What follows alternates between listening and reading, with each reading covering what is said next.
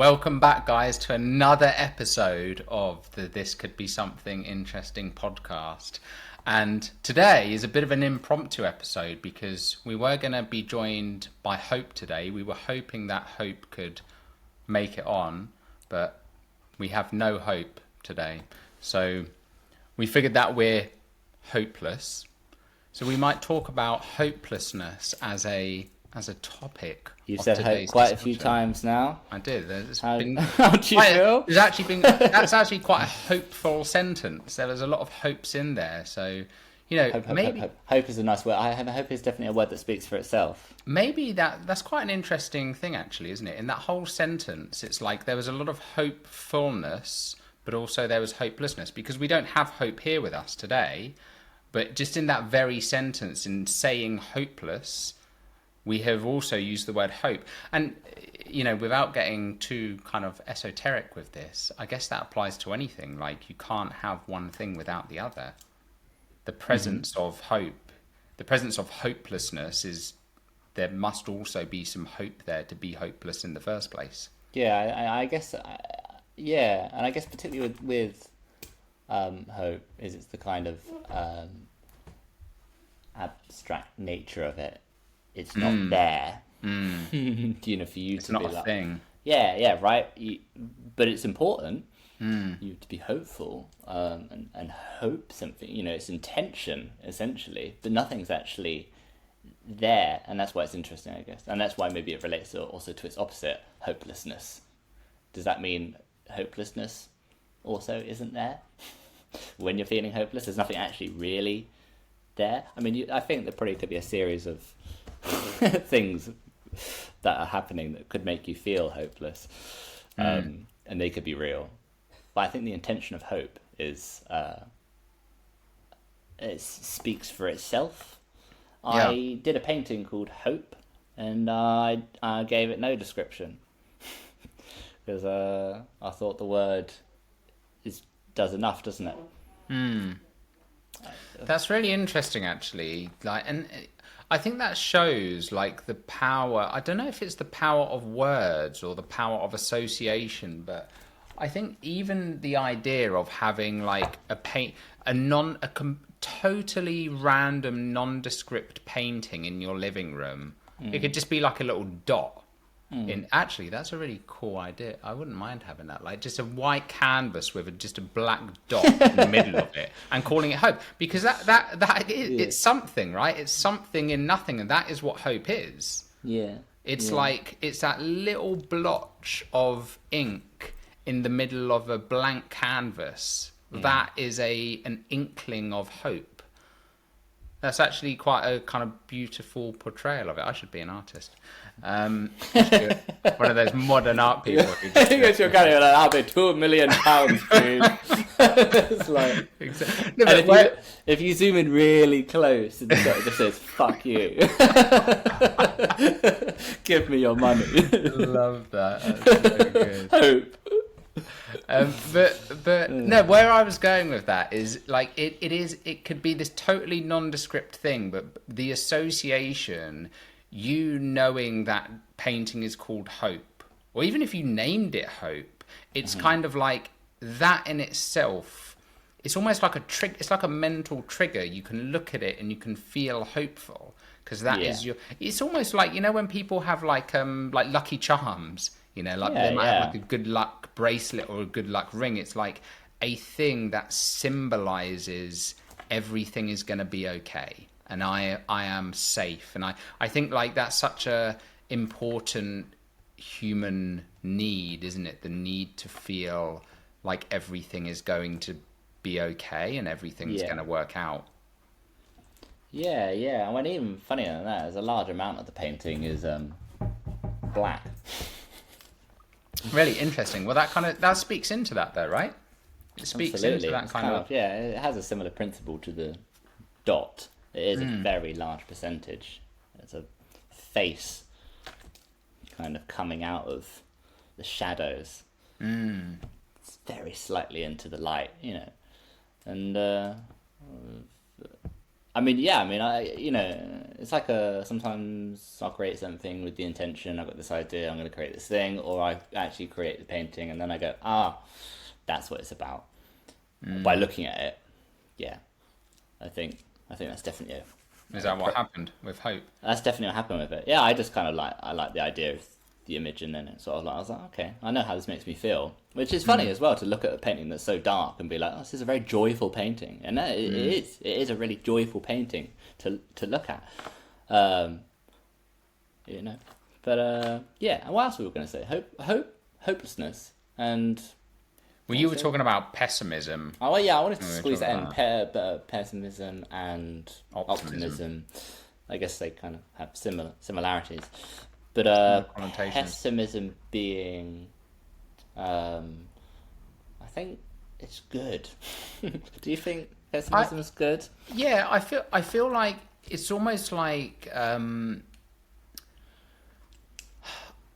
don't know if this is the right way to differentiate between them, but to me it feels like pessimism and optimism are more kind of attitudes that you can take on a spectrum. Like I can be slightly pessimistic, meaning, you know, I'm maybe cautious. I err on the side of caution, and I might be slightly optimistic. So to me, they're much more spectrum based. And I know we kind of talked about spectrums before and how everything is on a spectrum, but hope, being hopeful and hopeless, like the word hopeless to me kind of suggests like, if you're hopeless, you are at the bottom end of the spectrum.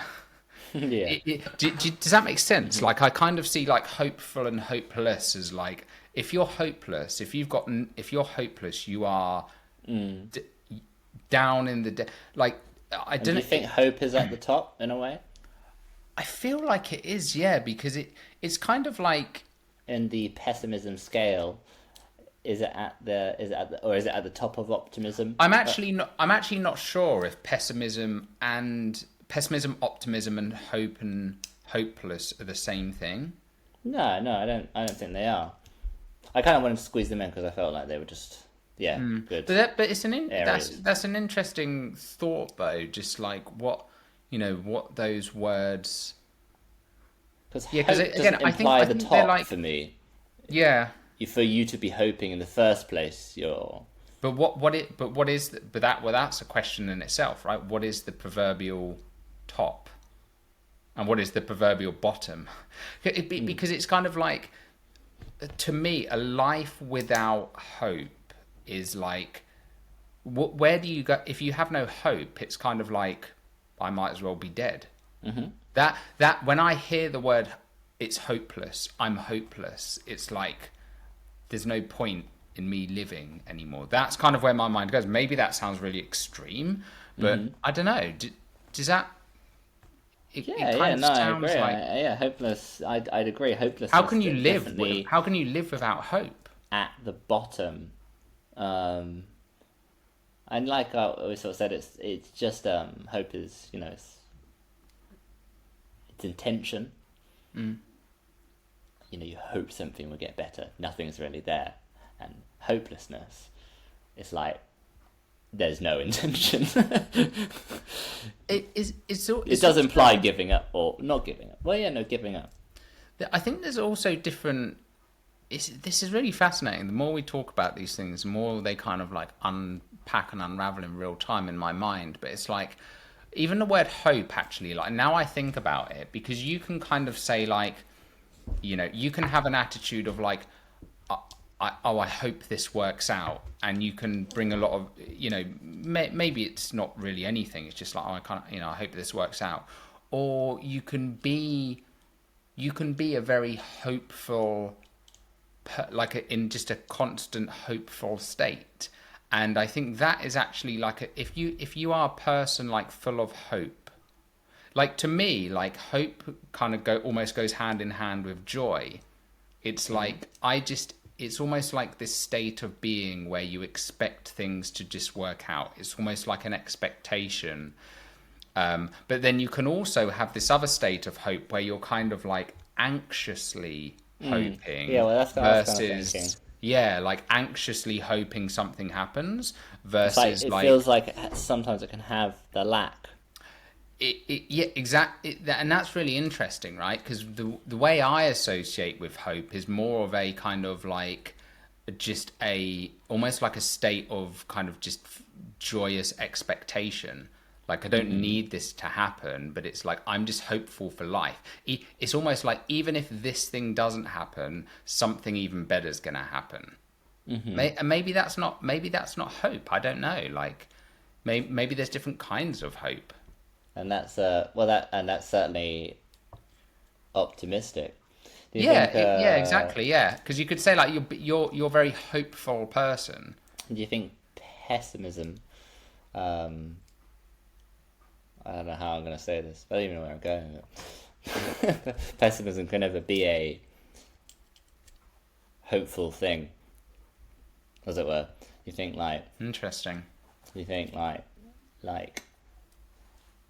it's it's like an honest, like you're an honesty to be like pessimistic about the subject, and that honesty implies that kind of hope that you're talking about. It's like just a general hopeful, you know that something else will come out of it. I guess it's just the honesty of pessimism. Is that a hopeful trait? It does that. I don't know if that makes any sense. I don't know if that sense Yeah, is really my brain's starting to hurt a little confused bit. me, but it just kind of like it was No, but it's interesting. It's an yeah, yeah. interesting question. Like, can Don't know if it's, pessimism be a hopeful?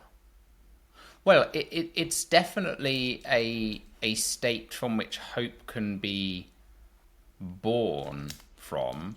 And yeah, I think well, that's the interesting thing with all of this, right? Is that hope can come, and that's kind of like we were talking about earlier with these pictures. Like hope can come from the tiniest, simplest things. You know, like it might be. I've seen this in kind of portrayed in movies and things like these, like short films and short stories in the most beautiful ways. You know, where maybe someone's just, you know, they're hopeless, they're down in the dumps, they're depressed, they're on the verge of suicide, and then they're walking through the park and they see a dog and it comes up and just starts rubbing against them and giving them some love, and that can inject this sense of hope back into the world of like, oh, there's something that loves me. yeah, You know, and it can come, this is the thing, like hope can come from places that you don't expect. And it's like, so yeah, by being pessimistic, I suppose you're opening yourself up to being surprised by life. You know, you're putting yourself in a situation. It's like like that expression of like, you know, the only way from here is up. Like when you're at the bottom of the well, well, there is an inherent hopefulness there of like, there's only one way to go now. And that is up. If you've hit the bottom of if you truly have hit the bottom of the well, I don't know that's about that. I think from a pessimistic standpoint, I think you could probably hit the bottom, right, and then fall through the floor. drag along like an anchor, just pulling up the rest of the shit. In case you think it's only up, oh no, it's sideways. Yeah, someone's gonna dump a load of shit down the well. And just when you thought it was the bottom, oh, there was another part of the ocean you didn't realise. That's very true. That's very true. No, but no, if you are at the bottom, don't worry. You're right. It's only up from now. But yeah, no, I mean,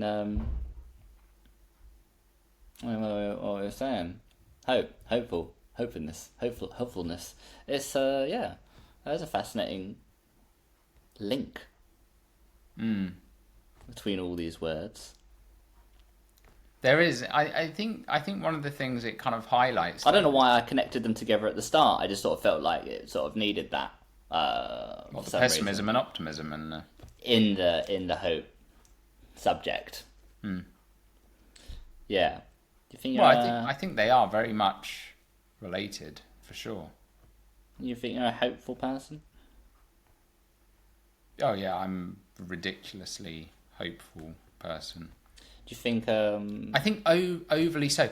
Actually, overly so? here's a really interesting thing that I did. I'm so glad you said that, because you reminded me of something I really wanted to speak about today.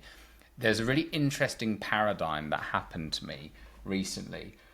So I was writing my journal. I do my journal every day, and my journal for the past, I don't know, year has just been so disgustingly optimistic and positive. And but here's the thing, not in like a, oh god, I hope, like lying to myself of like, oh, I hope things work out. Like, I'm just genuinely grateful and just dumping it onto the bank. And here's the interesting thing, I was writing it and I was like, I feel like all I ever write is just good stuff. And then I started saying, like, asking myself, like, generally I paused and I was like, am I being honest with myself? Am I really that happy? And I was like, I think I am. But here's the weird thing. Here's where it gets really weird. I was then questioning my own sanity, because I was like, what if I'm lying to myself? Like, what if I'm just like losing maybe I'm not like happy at all.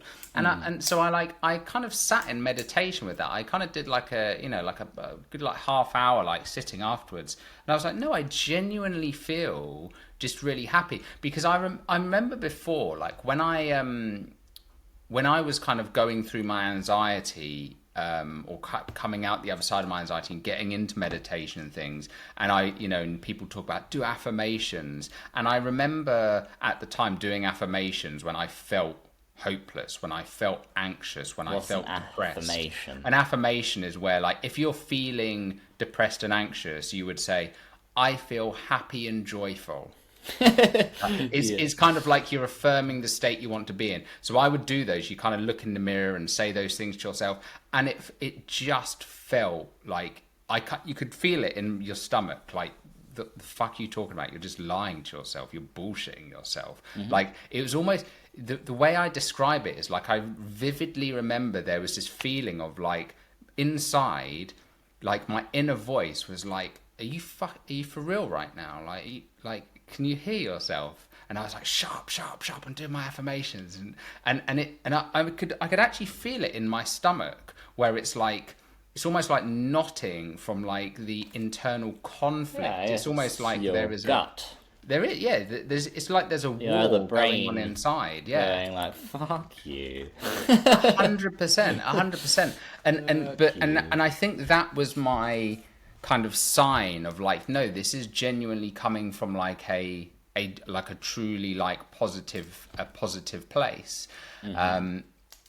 But then but then one thing I did actually write down, and this was actually a really good kind of reflection point for me, because that's not to say, even though like every time I write in my journal, that's not to say like I never get angry or upset or sad or depressed, because I do. Yeah. But it's just that because I think for whatever reason, maybe I've just conditioned myself to, I just genuinely do wake up in a very kind of like, oh my God, like I'm alive. I've got this whole new day ahead of me. Yeah. And because I've kind of adopted habits, like I don't, like my phone goes in airplane mode first thing in the morning. I never check emails when I wake up. Very intense. I remember seeing a YouTube video, it's so impactful. And the guy was saying in there, like, never check your WhatsApps or your emails or anything like first thing you wake up. So my phone when I wake up is in a I can't remember what the mode's called, focus mode. So like none of my notifications show, because otherwise what would happen is I would like get up first thing, because obviously my alarm's on my phone, so my alarm would go off, I'd swipe down on my notifications, I'd see an email, might be a client saying like, oh, we're handing our notice in or whatever, and then like my whole day's ruined. Or you wake up from a WhatsApp with someone like saying a shitty message, and that's it. Your whole day's ruined. Yeah. So now I like, and it's so nice to be able to wake up in that state. So because I'm still going to see those messages later. Yeah. But now I can plan my day with intention. I'm ready for them. I can deal with them from a positive Yeah, state. yeah, yeah. And it is such a powerful habit. But anyway, yeah, so I do still get sad and I do still get depressed, but it will happen like throughout the day. So maybe like, again, something like that happens throughout the day. Maybe I have a really busy day, things don't go to plan, something's really annoyed me. Maybe I've had like a tough conversation with someone, and it's like put me down. Of course, I'm going to feel sad. So actually, like a kind of action point I took away from that journal entry was that to do journals throughout the day as well, so I can have a more like what's the word, like Because you were time. doing the journal at the same time. Yeah, because I'm doing it at the same time. So it's almost like I'm giving myself to, because I think journaling is such an amazing exercise to kind of get your thoughts down. I think putting your thoughts onto something, whether you put them into a painting for expression, Yeah. whether you put them into music, if you're a writer, if you're, non-creative person, that's like journal. If you're like, oh, I'm not creative, I don't write, I don't sing, I don't draw anything, just write them. And anyone, like, even if you can't write, like, type, dictate, whatever you have to do, like, just to get those thoughts out. It's so powerful. And it was just a nice reminder to me of to do that, because what I will do generally, if I am feeling sad or down about something, I will meditate. So I will just sit down, I will breathe, I will feel that emotion. I'll just, whatever it is, I'll just be with it, and I'll just feel it, and I'll just embrace it. Like, that's kind of my way of doing it. But I thought actually it would also be good to actually write this down, because there's definitely something to Yeah, be yeah. said, because it's almost like you end up releasing it, and you see it in a different way by, like, when you put words on a paper, you almost have a different relationship with them. When they're in your head, it kind of becomes you. It's like, Yeah. I am sad. But then when you write down, I'm feeling sad, I'm feeling this, I feel defeated, I feel exhausted. Yeah, There's, the ownership of it goes. exactly, super interesting. I find journaling like such a fascinating thing. Yeah, I don't really, yeah, I mean, I have probably a lot of creative forms, but yeah, I mean, definitely probably could do a bit of more, yeah, getting it out in that kind of linguistic way. And what do you think about like, what was I going to say? Something about pessimism.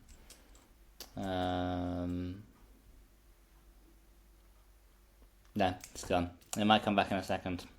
I'll order it to my brain, and see if it comes back.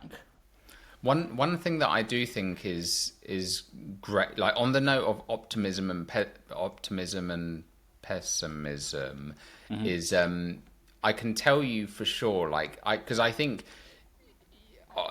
again, this is like a massive generalization. It is a huge spectrum, but you generally do have people who lean more towards Yeah, optimism and positivity, like I do, yeah, yeah, and you have other people who lean more toward pessimism and negativity. definitely. I before would have said it's always better to be positive and optimistic. I now absolutely do not agree with that at all, and I'm not Yeah, saying the other way is true, but I now don't believe that any of those ways are true, and I think actually this is what makes kind of humanity as a species so beautiful, is that we are all so different. And I think, like, the having the business and, like, employing people and like building a team has been one of the most kind of powerful ways for me to see that in action and see how people can support each other, how they support, not even in a kind of a personal and a professional setting. So not only kind of like how it works in the function of a business and helping the business, but also even just general relationships, like how important that dynamic is, how important of having different viewpoints and people who see the world differently is so important. Whereas if everyone's all positive, you miss things, you miss really important things. But if yeah, and that's kind of what everyone's I was going all to say. It was about negative, you optimism leading to miscalculating. if you're positive all the time, it's not a great way to problem solve. 100%. You do that, and that's why I wanted to bring in like pessimism, because I think it's really fucking handy.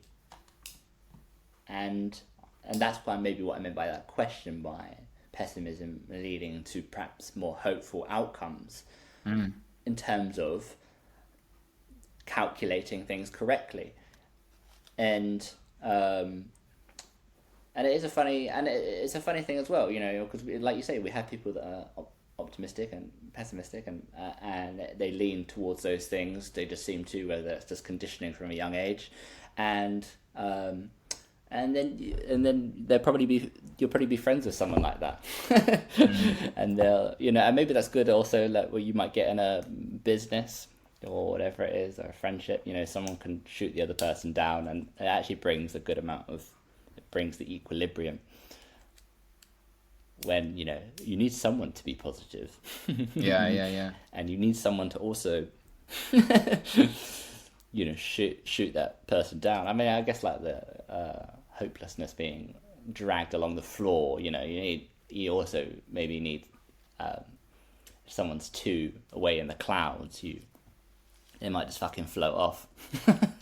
It's really interesting, actually, isn't it? How, like, you know, when you talk about that through the context of connections and relationships and friendships, that's where it's a really, you know, let's say, for example, you are maybe a quite pessimistic person, and you are having a day where you just feel really happy and optimistic, and you might actually be really annoyed if someone comes along and pisses on your parade, for want of a better word, because you're having a really good day. Yeah. Do you know what I mean? It's almost like, you know, if you're positive all the time anyway, and someone says something, it's not really a big deal, because you're probably quite, like, for me, like, if someone's totally. I can brush it off very easily. You know, I know if I do get upset about something, you know, a couple of hours, I'm like back to my happy self again. And then it's kind of like, if it's a rarity, yeah, you want to hold on to that state. So then it's like, you have to be quite intentional almost. And this is where I think sometimes, and this is where people talk about like seasons in your life, right? Like sometimes you might go through seasons where it makes sense to hang out with certain people, and you might be going through another season where you need new friends or new and you have circles people like that in your life, don't you? I think people have, I mean, I certainly have, you know, it's nice to have friends that you allows you to express the full capacity of yourself. Yeah, that's a really good point, actually. Where, like, there are certain people, I'm like, you'll be a way better person to talk about or express those certain, and that's great. That's great, you know, because that's a good thing, because you have this really big capacity in yourself, and I guess I really think that people are unaware of their big time, like the I think just the way that we do life and stick to our specializations and stick to our routines, and we kind of get stuck in not learning new things. We don't realize all the ways, like, there's loads of things that you you might be a fucking genius in, like, and you just don't get the opportunity.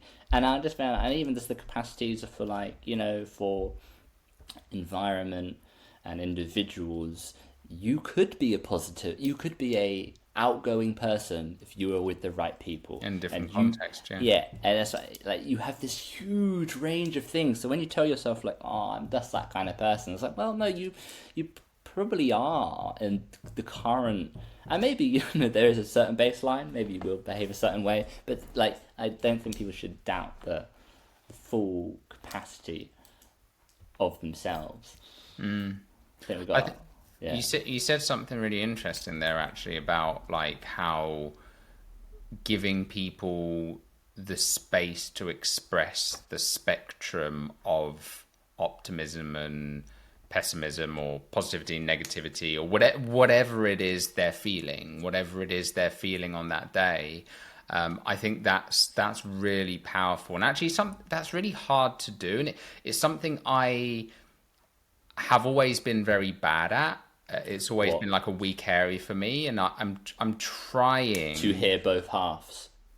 Yeah, like I'm trying to get better. So because I naturally skew toward positivity and optimism, Yeah. if someone's being negative, my inclination is to inject positivity to say, "Oh, I'll be all right. Like, don't Yeah, worry. yeah. Like That's everything." that's my problem too. And that, but that's the thing, right? That is annoying. Yeah. Because if Yeah. I'm feeling negative, you just want someone to be in that negative state with you. You know, Jane used to say this to me all the time. Like, I just want you to be with me with how I'm feeling. I don't want you to try and solve all my flipping problems. I think it's a very like male thing to do. We just try and like fix Problem. everything. I fix Problem. now. Hammer. Problem.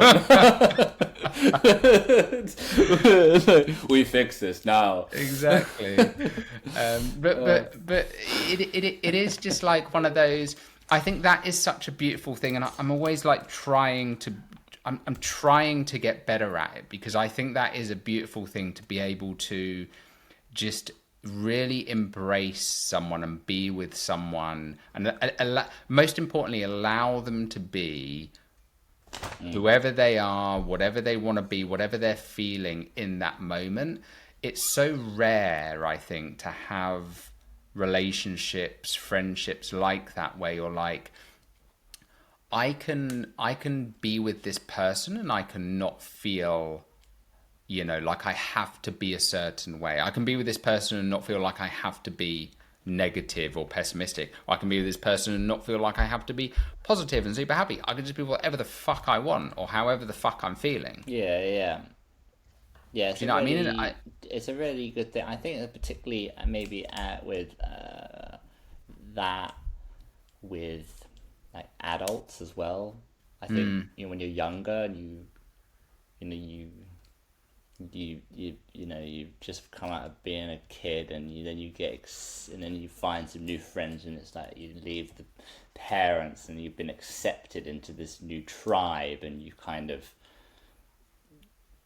it allows that space. I think it's really hard for adults to fully open up out of those first very close friendships that you have at a young age. I think regaining friends as an adult, there's a lot more sensitivity about it. You're a bit like, maybe because you've been hurt, or maybe because there's more identity there. I don't know what it is, but it's like it's hard to re-enter another tribe in compared to when you were younger. I think you see that. I think it's not possible. I'm just saying. I think there's a difference. yeah, As I you agree. get older. Yeah. Yeah, absolutely. I think we all, it's kind of like you build up the walls, right? You build up kind of more layers of defense, as like, that's how we deal with pain and trauma, is we put walls up. Yeah, Like it's almost the, like the, you're the like, oh, I've got this brain is, idea of myself now, and yeah. now I like these kind of people. I was like, well, no, when you were younger, you didn't think that. You were pretty more open, because you held on to less of yourself, ideas of yourself. So therefore, you enjoyed the randomness of everything.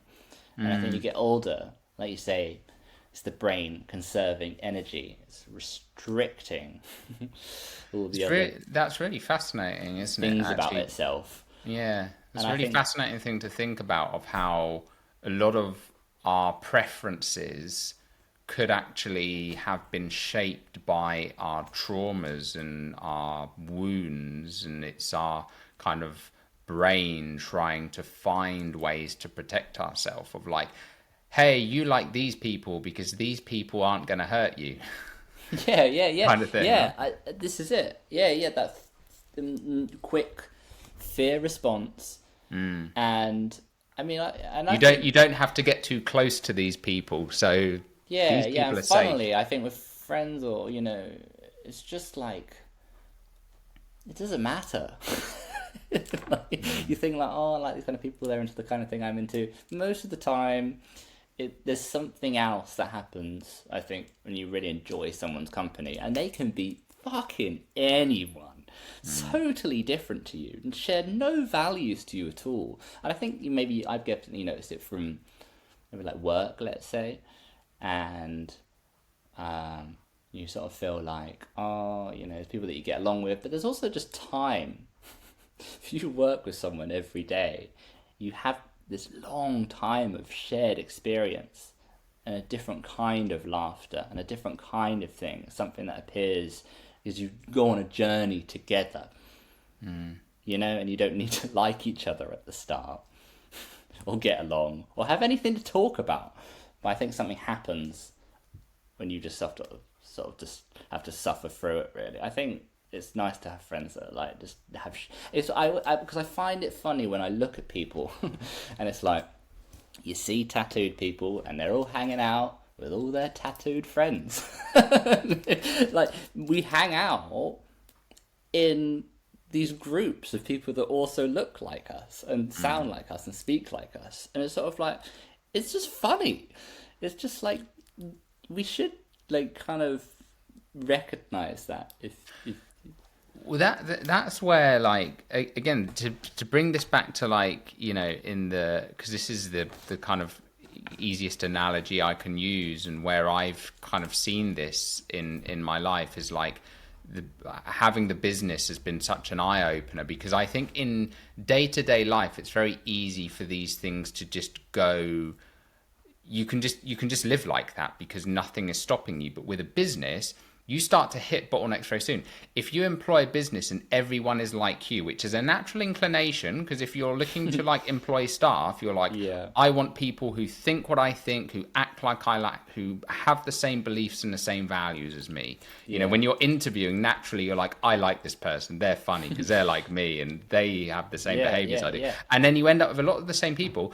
And then to your point, you end up completely blindsided because you got a load of optimists or a bunch of pessimists and none of the others. And the equilibrium. Exactly. And in business, you can't get away with that because you will hit a plateau and you will stop growing and things will fall apart. In your friendships, though, I think that very often, like in day-to-day life, that kind of behavior usually does go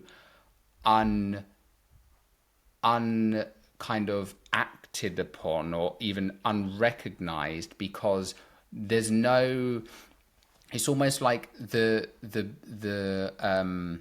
byproduct might be that you are feeling unfulfilled, or like you don't have any true relationships or whatever it might be, but then you just feel like the conclusion is, I'm depressed, I'm sad.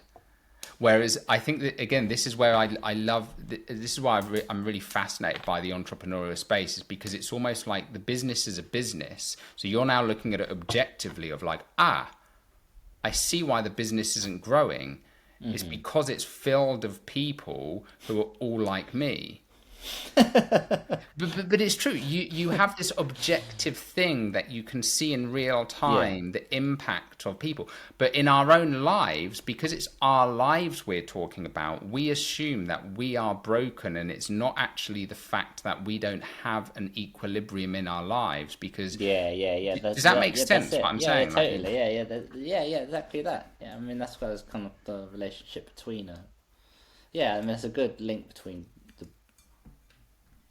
business, as that we don't really get the opportunity to reflect in that separate outsider thing. Like, you should look at your life and as your friends as a separate thing. I was like, and you can be like, okay, I'm like, hang on, this thing here and this thing here. I was like, I'm surrounding myself in a lot of a similar thing, or a lot of a one way thinking.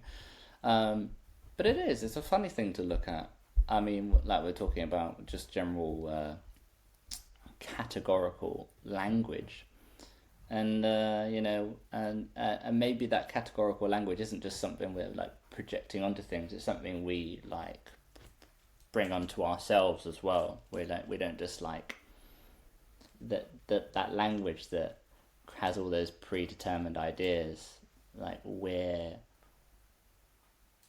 putting ourselves in our own little box with our language and putting ourselves into our own little categories, like, these are my friends and these are the things that I'm into. And I was like, well, maybe we should look at our own language and the way that we're speaking, and the things that we think that we're into, and the ways that we think that we behave, and maybe I'll go, okay, that piece of language isn't benefiting me anymore. Maybe I don't need to describe myself so definitively. It's like the whole, like,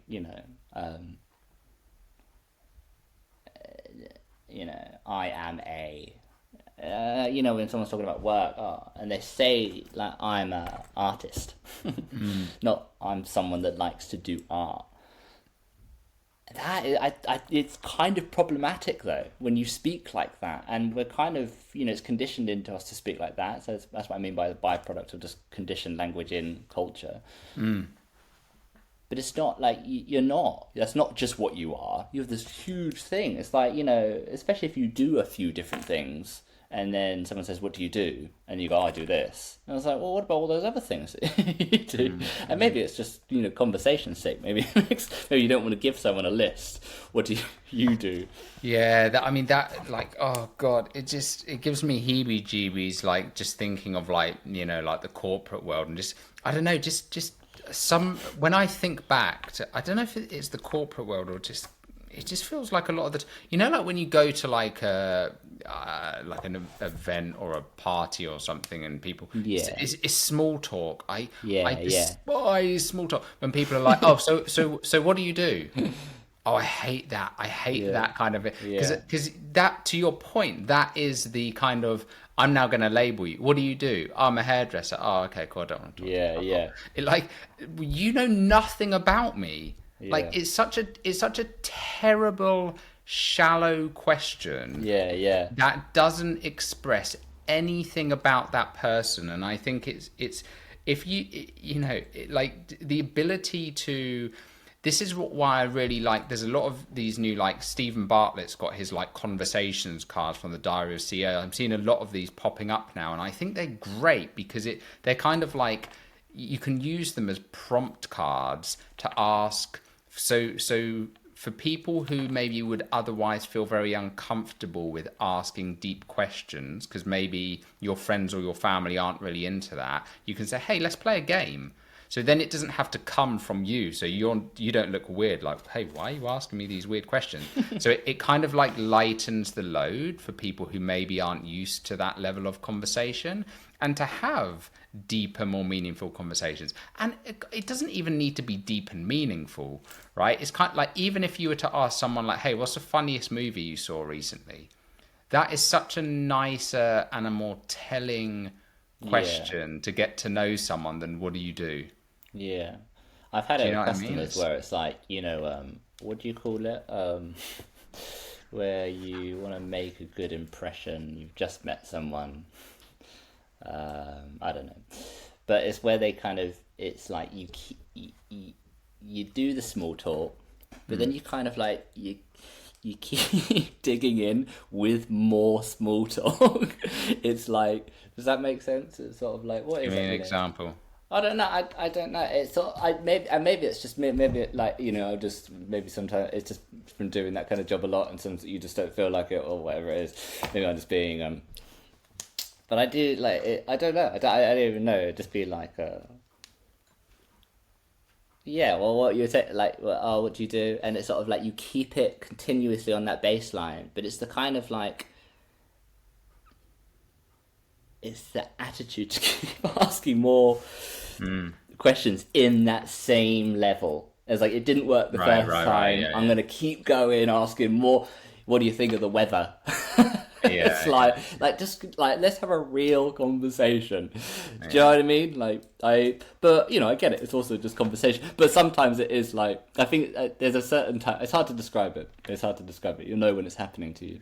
But I do think, like, I just feel like, now that we're talking about this as well, I feel like I just constantly come up with business ideas in my head. I know that's probably not a good thing, but and I've just kind of already said, like, these things exist, but I'm really starting to think now, like, that is such a, for people to have the ability or some prompts of like, here's some things you can ask, just some fun, light-hearted things you can say to a stranger to just Yeah. create more meaningful connections. Yeah, I think they That's really are such a questions Exactly, that's that are such a good. powerful thing. Yeah. Like, and that they should be teaching in schools, Yeah, right? Of yeah. like, here's just some fun, light-hearted questions you can ask strangers to just create more openness and more.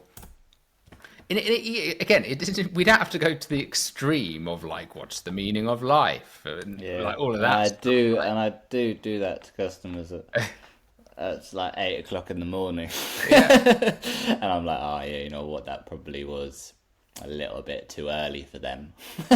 But even that, like, even that, like that, I think is something that can take practice. But that if you deliver it in that way, you can actually, like, if you were to just say, like, "What's the meaning of life?" People probably would look at you like you're crazy. But if you did it in a humorous way, where you're like, "What do you think the meaning of life is?" And then you kind of say, "Oh, sorry, flipping out, it's 8 o'clock in the morning. It's probably a bit early for that." Like, you Oh can no, kind of have yeah. fun with it, and that kind of comes down to more just like Such the art of conversational those jobs is, skills. Yeah. it's not like customer service or whatever you want to call it. Like, I think the It's really, the art of speaking to people, and yeah, I think that, and I think there's something I like, and I definitely, make it a goal in my day more so than, I definitely try and make a good coffee, but I think there's something amazing, and it feels good when you like, you've you've done something else to someone.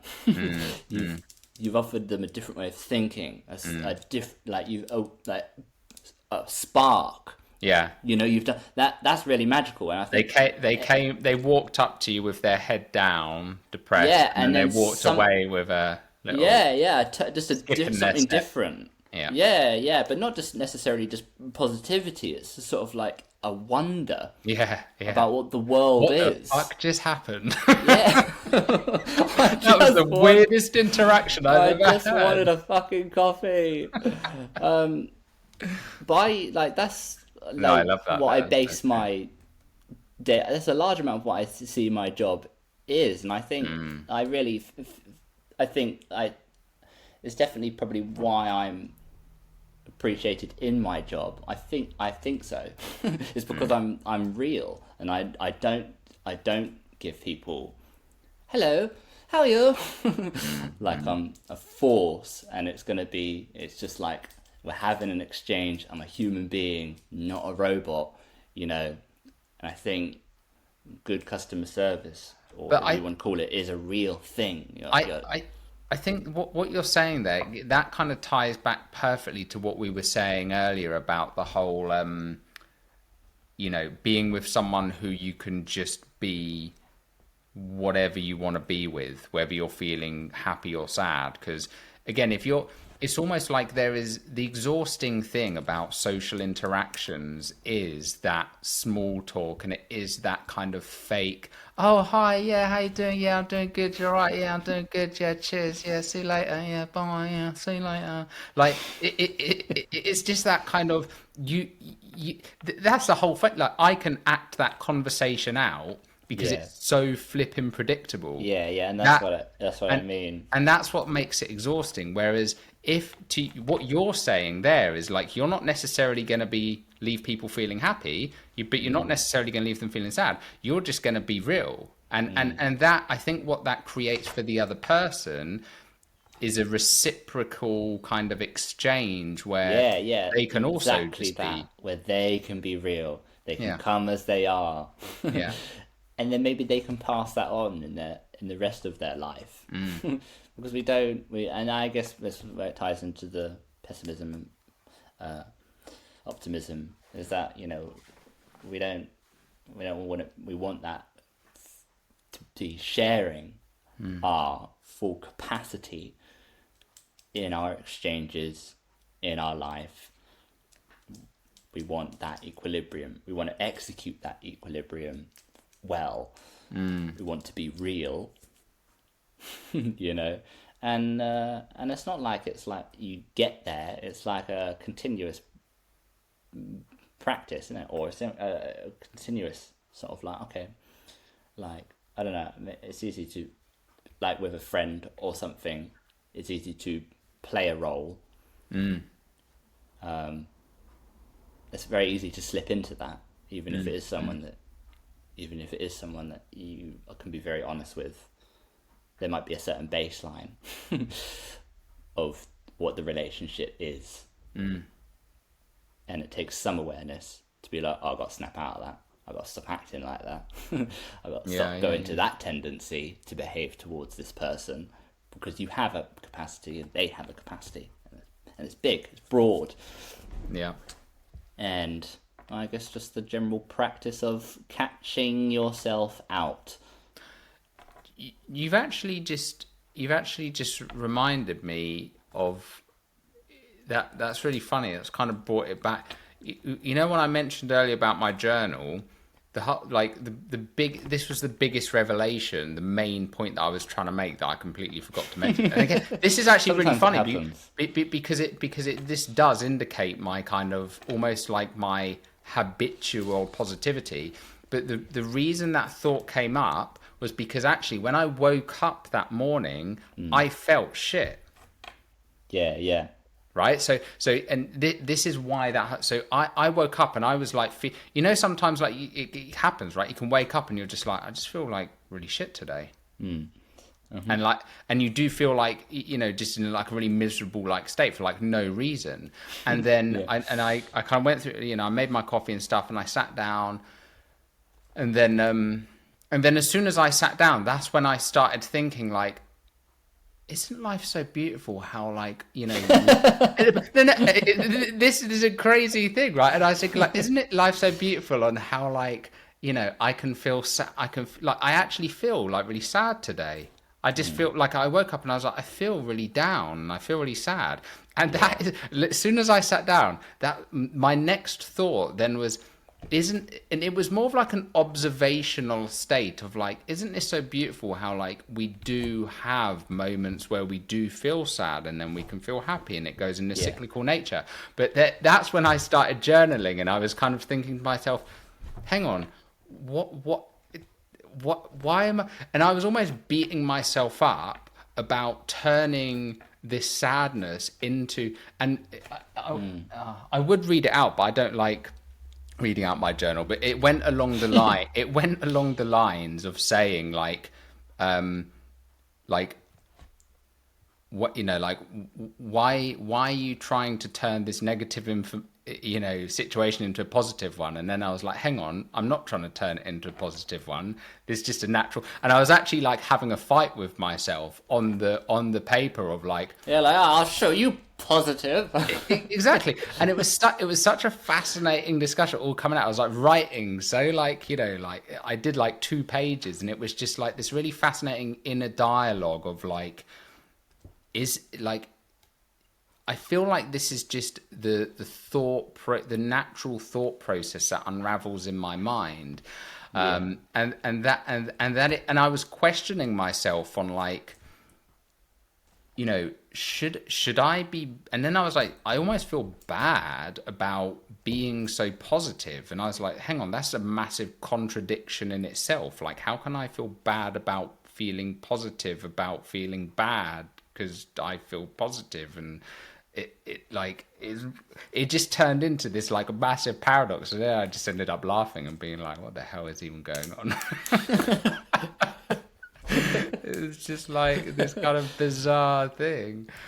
But yeah, it's super interesting. But that is life, and that was kind of like the big kind of takeaway from that. It is like, you know, how all of these things, life is just so cyclical. Yeah. You know, it's so... Because it's like I get customers, they come and they're like, fucking hell, and they just come straight full force. They come there and the emotion's real, and they're like, oh, sorry about that. Sorry for ranting. I'm like, no, fucking come as you are. So whatever is going on, I was like, that's the best thing about it. Like, you shouldn't come and perform your exchange. It should be real. I think there's also there's also something to be said about like, and this is maybe comes back to a point of like pessimism earlier, where like I think when sometimes when you're feeling really happy, is in those states when you are feeling positive, actually reminding yourself of how beautiful and how amazing it is to feel sad sometimes. Because Yeah. if you didn't feel fucking sad and depressed sometimes, you wouldn't feel as happy as you're feeling right now. Yeah, yeah, And that you could argue that is pessimism. It's like, yeah. why are you like you're happy? Like stop being pessimistic. It's like, no, I'm because I'm then tuned into, so next time I am feeling sad, you've got the kind Yeah, of yeah. counter. Do you know what I mean? It's not And you're it's not then also like having to. I've said this maybe to myself or someone else. I don't know. Maybe it's a really annoying thing to hear, but it's like, because like, you feel sad. It's like, you get to feel sad. You get to feel Yeah. a thing. Yeah, You yeah, could be yeah. dead, but you get to feel this thing, and that is the reality of it, or any emotion. I was like, whoa, like you get. I was like, and it's like, can you just be honest with it? You know, like, you feel it, and it might suck. It was like, but you get to do that, and you get to sit with that. I think that's kind of the point, isn't it? It's not like it's like, once again, to be positive all the time. It's to feel it all, Yeah, because feel it all. and I think that's where the relationship becomes unhealthy. Is where it's that kind of like relationship, the kind of terms of like clinging and aversion, right? Is like it's normally this like we want to be happy all the time and we never want to be sad. So when we're happy, we're just like you're clinging on to that, and then as soon as something bad happens, you're just angry and you're annoyed and you're like, oh, my good things never last, blah blah blah blah, and all of this. Whereas if you can be happy but also be like, it's so great like having all of these times where I can be sad because like I feel so much joy right now.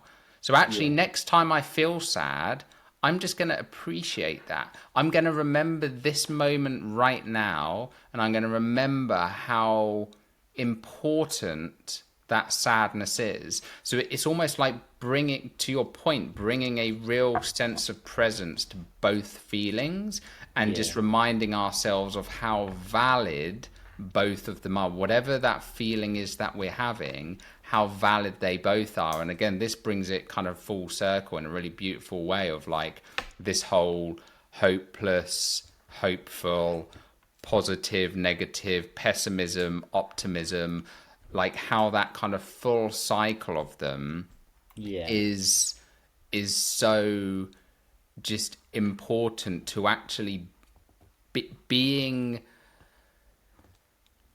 I'm trying to. There's a kind of image forming in my head here where it's like if we are if we're just like attached to one way of being, you almost can't move between the two states with grace or ease. Do you know what I mean? Like you're very resistant. There's a lot of resistance there. Whereas if you can feel and embrace both of those states, it's easier to shift between them with more ease. Does yeah. that make sense? I don't know if I've kind of lost where I was going with that, really. No, yeah, that makes sense. But I yeah. think I get it. I wouldn't be able to say it back to you. That doesn't fill me in much hope that anything I said made sense. But I think I definitely got it. I Okay. really took it in, absorbed it. Well, I'm hopeful that the You audience at understand, home but will. I'm not hopeful that you actually Yeah. Oh, right, wow. I think that was a good subject. That was a good subject, and Fucking... that was quite a nice way to end it with a bow on top.